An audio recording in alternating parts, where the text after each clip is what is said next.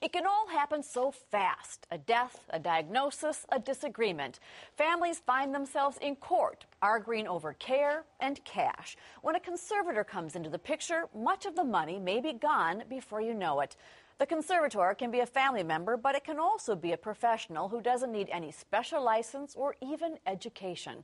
They can spend your money as they see fit, and there's very little you can do about it. This old house might not look like much, but hidden inside was money. Tens of thousands of dollars tightly wrapped in tinfoil. The man who lived here couldn't take care of himself, so a court-appointed conservator did. The conservator billed the man each month, sometimes more than $1,000, for checking up on him and making phone calls for him. For example, she called to order his Meals on Wheels. The cost of one of those calls, $22. That's 4 times the cost of a meal itself. Can you not do something to stop her? She's talking about Sheila Gast, a professional conservator who lives in Big Lake. The Fox 9 investigators made repeated requests for an interview, but Gast declined. She may not have much to say, but her former clients do. But it's not her money, it's my money that she's spending. Sheila Gast did not do her job. Sheila doesn't deserve anything from me. Records show Sheila Gast currently controls the finances and futures of 50 people. Combined, Hennepin and Stearns counties paid her more than $55,000 last year, and that doesn't begin to account for the money she makes from private clients. She has a lot of responsibility and power. I think that there needs to be much better oversight.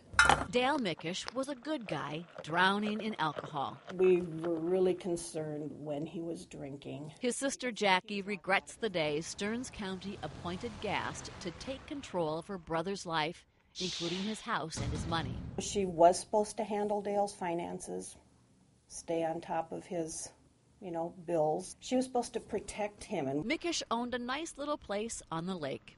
Mickish says Gast locked him out of it. And although the standards of practice say conservators shall make a reasonable effort to pay debts in a timely manner, his home went into foreclosure.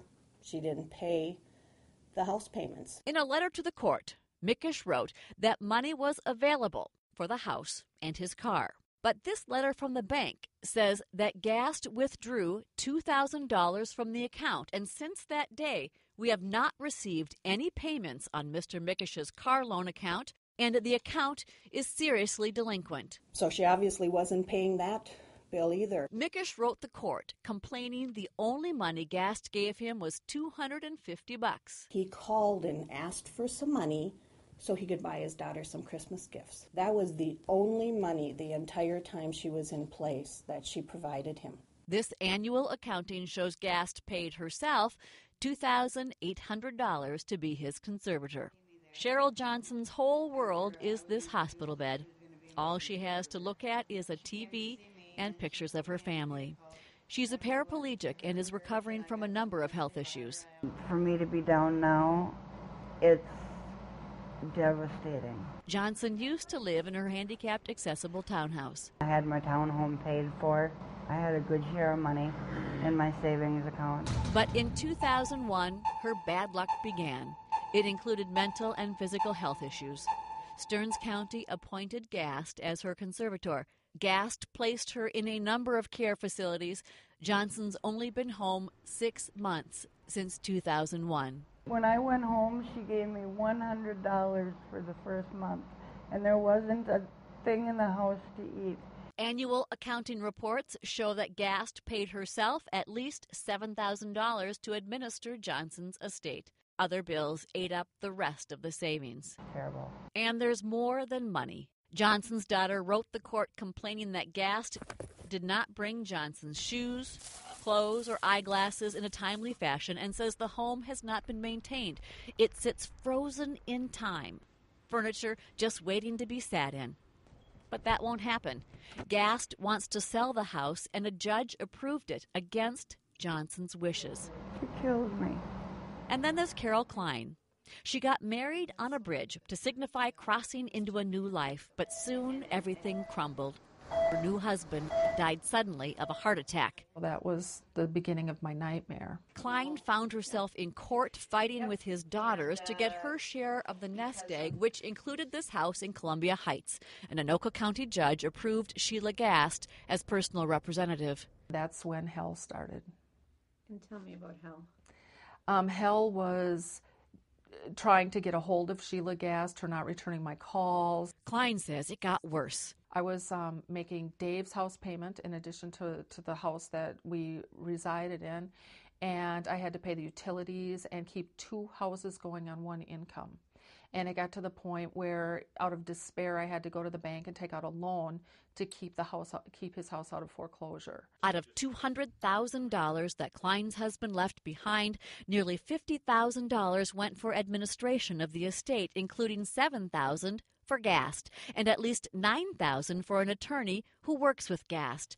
Another $40,000 went for fees to clean and sell the house. She had her son, her college-age son, clean out the house and clean out the garage, and it was her son that was benefiting from the estate.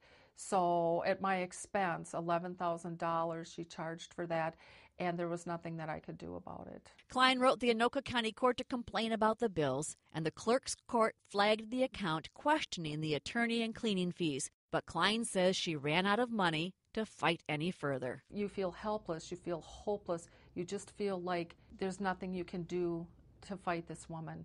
Stearns County says it will now work harder on all conservatorship cases to catch billings that raise red flags. And remember the farmhouse with the cash we told you about? The Sherburne County attorney is demanding answers from Gast about her billings. This real estate document shows that when the old house sold, $6,000 went for cleaning to someone county officials say is her son. And Gast herself collected at least $8,000 as conservator. To learn more about conservators, go to myfox9.com and click on Investigators. I'm Trish Van Pilsum for the Fox 9 Investigators.